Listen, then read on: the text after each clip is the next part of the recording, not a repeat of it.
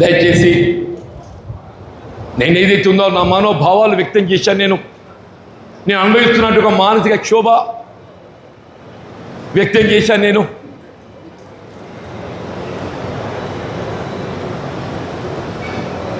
నేను పార్టీ వీడడం అనేది నాటువంటి బాధాకరం చెప్తున్నా. నేను స్క్రీన్ గీసుకొని ముఖ్యమంత్రి కావాలని చెప్పి కాంగ్రెస్ పార్టీలోకి రాలేదు. కొద్దిమంది ఏదైతున్నదో స్క్రీన్ గీసుకొని ముఖ్యమంత్రి కావాలని పార్టీలోకి వచ్చిన వాళ్ళు ఉన్నారు.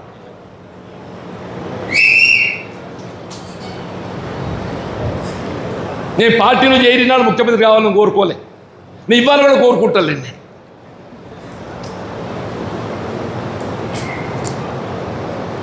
మీరు ఏ స్క్రీన్ గీసుకొని తొక్కుకుంటా ముఖ్యమంత్రి అయినరో సంతోషం నాయన, కానీ మమ్మల్ని కూడా బతకనియండి. ఇతర నన్నంటే నేను పోతున్న స్వేచ్ఛ నేనేదైతుందో ఈ తొక్కుడు భరించ కాబట్టి నేను స్వేచ్ఛ కోరుకుంటున్నా. కానీ దీంతో నన్ను ఏదైతుందో కొంత నీ ఆలోచన మార్పు వచ్చి కార్యకర్తలకు నాయకులకు వాళ్ళ స్థానానికి అనుగుణంగా వాళ్ళ గుర్తింపు కల్పించి వాళ్ళకు లభించాల్సిన ఒక హక్కులు కల్పింపజేస్తామని చెప్పని నేను ఆశిస్తున్నాను. మీ అండదండలతో ఈ స్థాయికి ఎదిగిన నేను వీళ్ళ అభివృద్ధిలో జగిత్యాల నియోజకవర్గానికి ఏదైతుందో మొత్తం రాష్ట్రంలోనే ఒక ప్రత్యేకమైన స్థానం ఉందంటున్నాను. మనం పోటీ పడ్డది అన్నాడు, పులివెందలతో పోటీ పడ్డాం. నిన్న ఎవరో మిత్రుడు అడుగుతున్నాడు అభివృద్ధి అంటే, నేను ఇవాళ చెప్తున్నా, నేను జగిత్యాల్లో చేపట్టబడ్డటువంటి కార్యక్రమాలు నీ కొడంగల్ లేవు, నీ సిద్దిపేట లేవు, సిద్దిపేట లేవు చెప్పట్టున్నా. దేవుడు అవకాశం ఇస్తే తెలంగాణ రాష్ట్రమే కాదు జాతీయ స్థాయిలో జగిత్యాలు గుర్తింపచ్చే విధంగా దీన్ని అభివృద్ధి చేయడం సంకల్పం చెప్పండి. జాతీయ స్థాయిలో గుర్తింపచ్చే విధంగా అభివృద్ధి చేయడం సంకల్పం చెప్పండి. దయచేసి మనం ఎంచుకుంటే బాట ఇది. మళ్ళీ 10 ఏళ్ళు కష్టపడ్డాం, 2 ఏళ్ళు గడిచిపోయింది అవమానాలతోని, 2 ఏళ్ళు అవమానాలతో గడిచిపోయింది. ఈ 2 ఏళ్ళు పోరాటంతో గడుపుతామంటాను, 2 ఏళ్ళు పోరాటంతో గడుపుతామని చెప్పంటూ నేను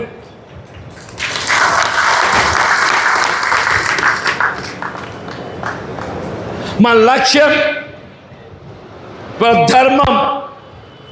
ధర్మ పోరాటం, మన ధర్మ పోరాటం చెప్పండి, న్యాయం కోసం పోరాటం చెప్పండి, మన హక్కులకు పోరాటం చేస్తూ చెప్పంటున్నా. ఆ హక్కుల సాధన కొరకు నా భుజం తట్టి నాకు అండగా నిలవాలని కోరుతున్నా సవినయంగా. జనరల్ కాబట్టి ఎక్కువ ఉన్నా, అయినప్పటికీ కూడా వాళ్ళు సర్దుబాటు చేసి ఇవాళ పార్టీ ఉన్న క్లిష్ట పరిస్థితులలో మనం ఐక్యంగా ఉండాలని చెప్పని అప్పుడు మా మిత్రుడు మండల కాంగ్రెస్ అధ్యక్షుడు రాజేందర్ గారు, ఇదే జిల్లా కాంగ్రెస్ అధ్యక్షుడు నందన్న గారు, ఏదైతుందో బ్లాక్ కాంగ్రెస్ అధ్యక్షుడు, రాయకల్లో ఇదే రవీంద్రరావు గారు మండల కాంగ్రెస్ అధ్యక్షుడు, అదో చర్చించి ఆశావాళ్ళందరితోనే వ్యక్తిగతంగా వాళ్ళను కన్విన్స్ చేసే ప్రయత్నం చేసి జగిత్యాలకి వెళ్ళి గంగారెడ్డి మారు, అతని పేరు అధ్యక్షుడిగా, రాయకల్కి వెళ్ళి మహిపాల్ రెడ్డి, ఆ రవీంద్రరావు గారు మొత్తం డైరెక్టర్లో సూచించింది. జగిత్యాల కూడా డైరెక్టర్ అందరూ కూడా ఒక ముస్లింలు వైస్ చైర్పర్సన్ అందరిని ఎంపిక చేసుకున్నాం.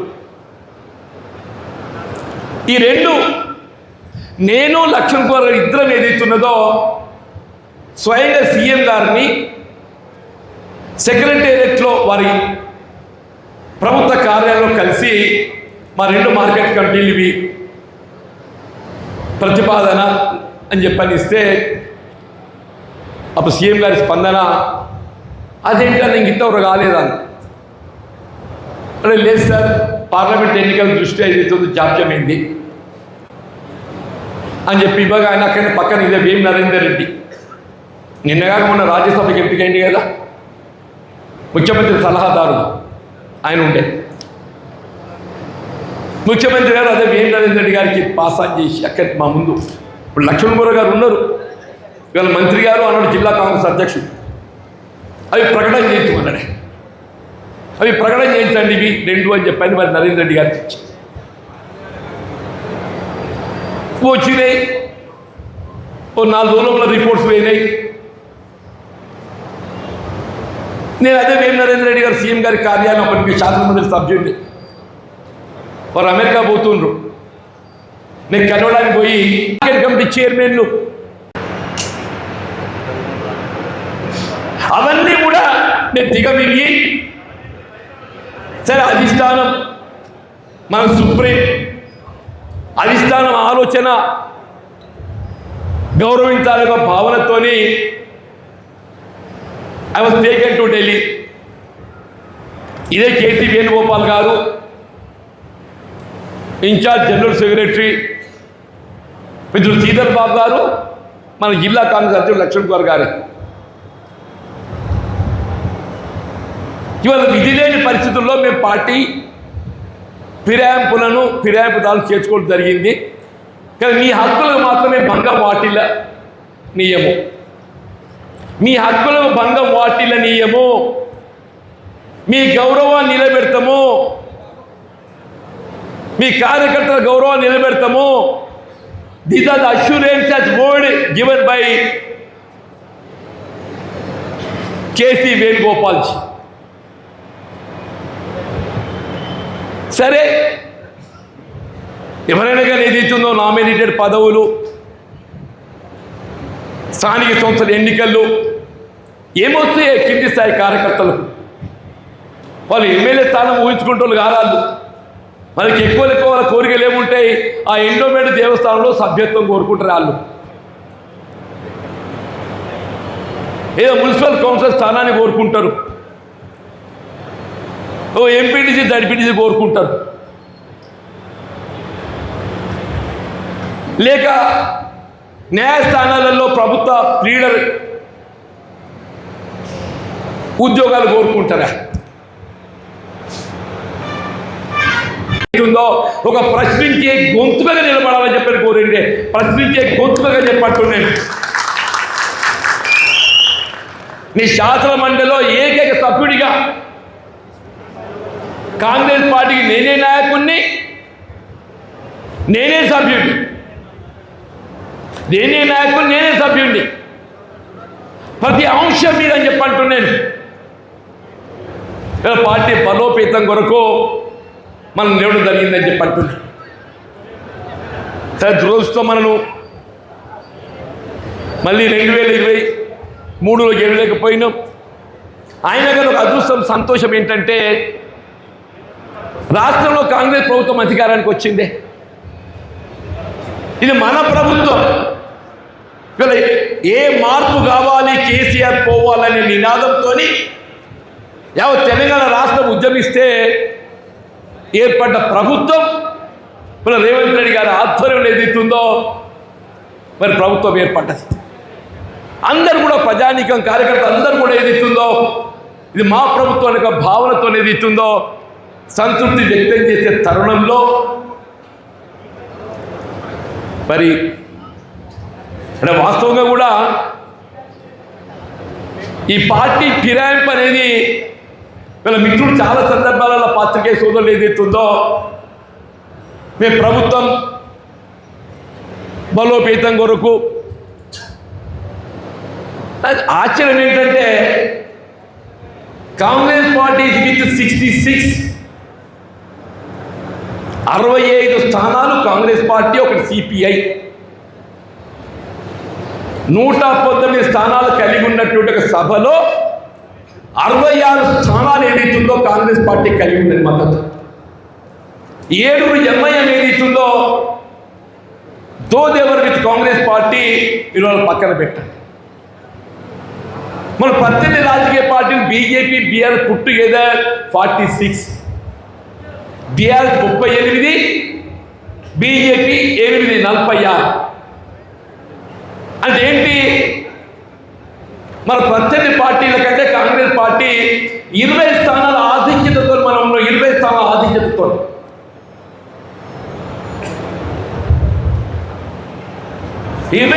ఆధిక్యత కలిగి ఉండి తోడుగా ఏదైతుందో స్పీకర్ గారు కాంగ్రెస్ పార్టీ. ఎవరైనా కాంగ్రెస్ పార్టీ సభ్యులు పార్టీ ఫిరాయించేటట్టుగా ఆలోచన చేస్తే పార్టీ ఫిరాయింపు చట్టానికి అనుగుణంగా వాళ్ళపై చర్య తీసుకునే అవకాశం ఉంటుంది. మరి ఇన్ని అవకాశాలు ఉండి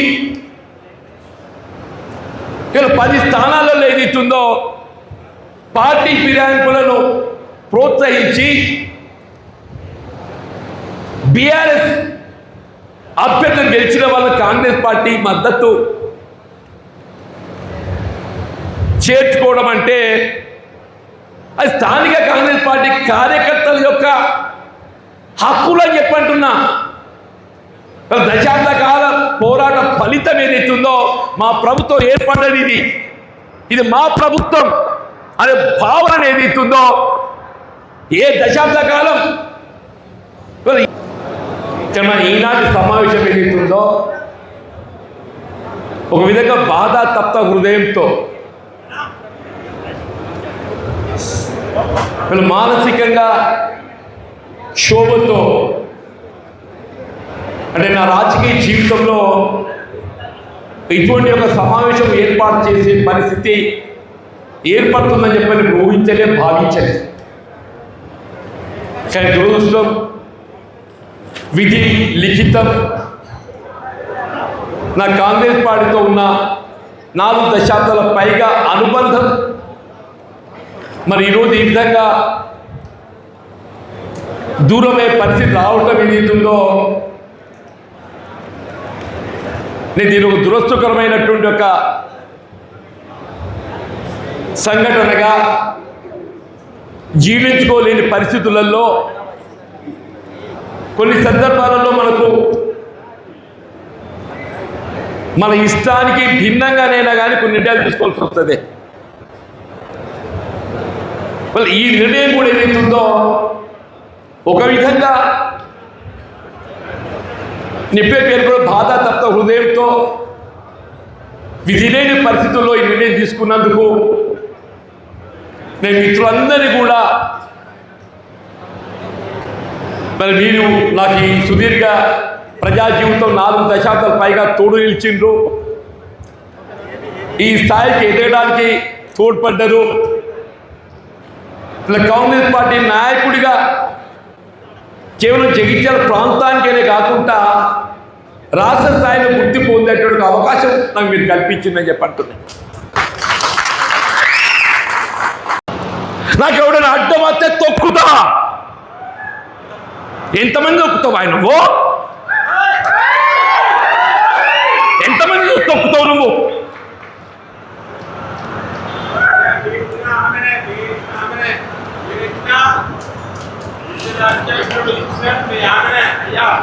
ఇవాళ చెప్తున్నా, నేను నీ తొక్కుడు కాదు. జగిత్యాల నియోజకవర్గం ఏదైతుందో నినదించి నాడు అడ్డుపడ్డనాడు ఏదైతుందో అది ఏ శక్తి కూడా మమ్మల్ని అడ్డుకుందో ఆపలేదు చెప్పట్టు. నేను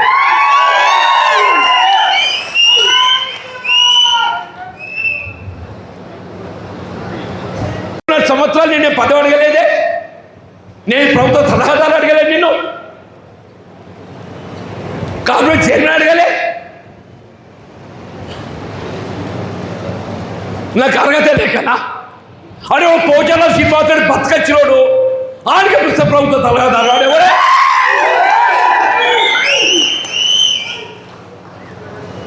అదే పోచా ఈ 20 మాసాలలో వాడు ప్రభుత్వ సలహా